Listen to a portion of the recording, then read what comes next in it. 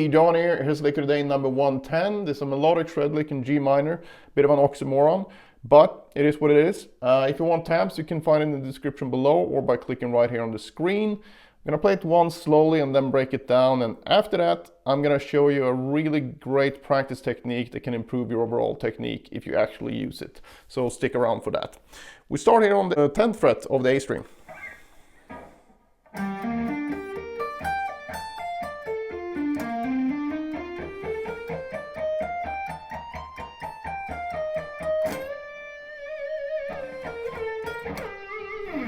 Alright, so it's just in G minor, G natural minor, and we're gonna go from the 1 chord here into the 5 chord.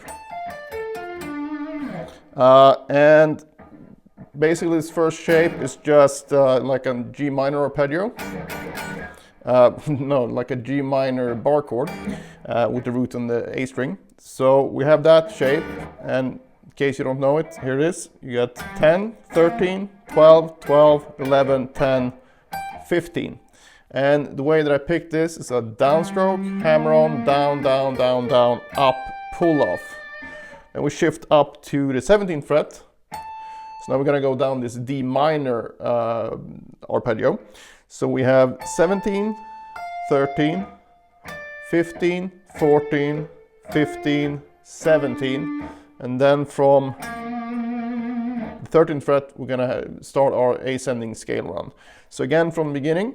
And the picking here. Upstroke here as well. Pull off, up, up, up, up, and then down. And I actually make a rest stroke here as well. And a rest stroke just means that you pick the string and then you end up resting on the string below, or well, in this case above pitch wise. If you would do it the other way around, you will rest on it like this. And the purpose of a rest stroke is for you to not flail around with your right hand, and you're pretty much guaranteed not to miss the string if you're on it. Can still happen, I've seen it and I've done it myself, but you should really be quite secure once you're on the string. So then I'm basically waiting here while I'm doing the hammer-ons. And we're just going up the G minor scale here. So we're gonna go up 13, 15, 17 on the A string and on the D string. And on the G string we have 14, 15, 17. On the B string we have 15, 16, 18. And on the high E we have 15, 17, 18. And the way that I picked this, like I said, we're coming from the arpeggio. Down, rest stroke, hammer, hammer, and then alternate pick it, starting with a downstroke. And then we shift up to 20. And then go down, 20, 18, 17. B string gonna be 20, 18, 16. And then for the last 2 notes, we shift back to the previous position. So we have 15 and then 16, and then we're gonna bend the 17th fret of the G string a whole step up. So basically bending up to this note again.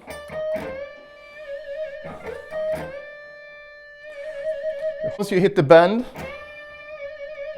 you basically hold that and do some vibrato. And I changed pick up here as well. Let it down. And I did some sliding here. I think it was like that. But you know, you don't have to do that. I mean, you don't need to add this at all if you don't like it. So, but that's basically what I did. All right, the whole thing again from the beginning.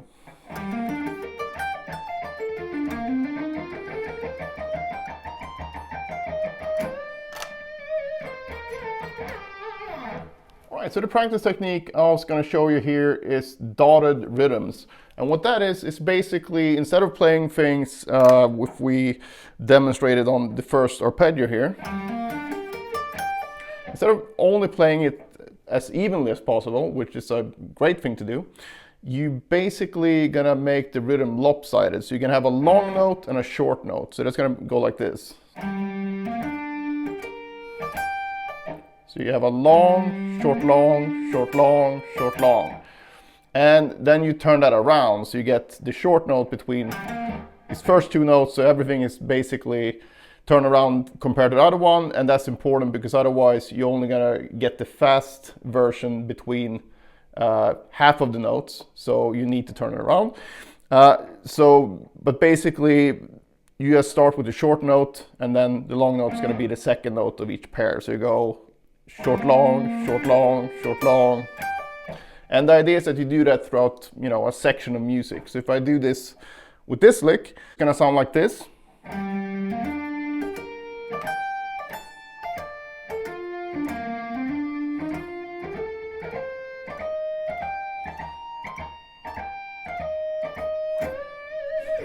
Then we do short long instead.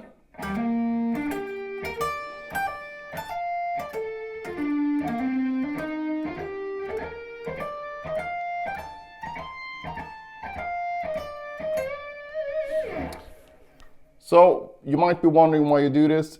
It's so you can basically practice half of the lick at a much faster pace than you can actually do it if you do all of it. So it's kind of a speed burst variation.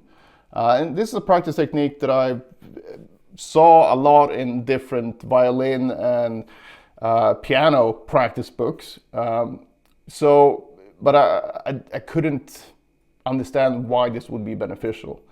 But eventually I tried it, and it's a really, really great practice technique. And you basically get instant results. So I really like it. It works for most things, but I like to use it for things where it's not that easy to loop it, or if it's quite a long section of music and it's kind of awkward to break it up in smaller sections for whatever reasons.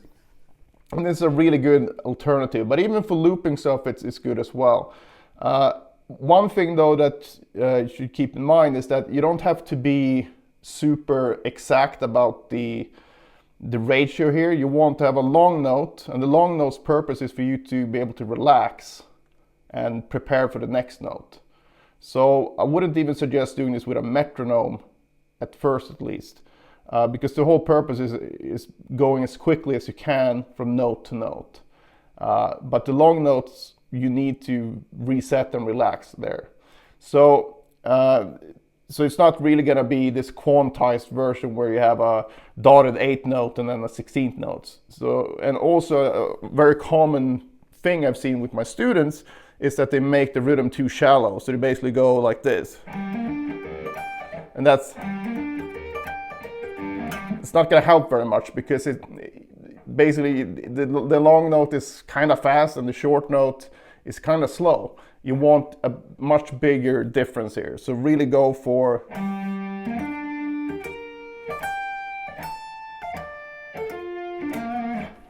do that instead, and then you get much more benefit out of it. But as a test, try it on this thing or try it on something else you've had trouble with, and then I think you'll find that once you get through these a couple of times successfully, you will have actually improved the passage, because there's a lot of small errors that you'll find when you do this at first. So don't be discouraged if it's really hard. So just make sure that make the long note really long. You can even go like,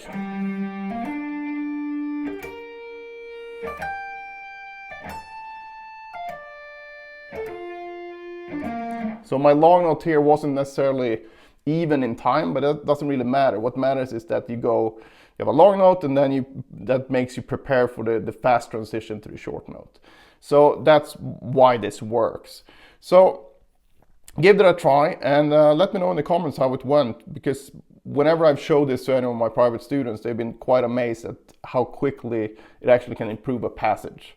It's not a magic antidote for everything, but it really works for a lot of things, and it's a very, very important tool to have in your practice toolbox. All right, that's it for this one. If you have any questions, just post them below. Otherwise, I hope you enjoyed it, and see you in the next one.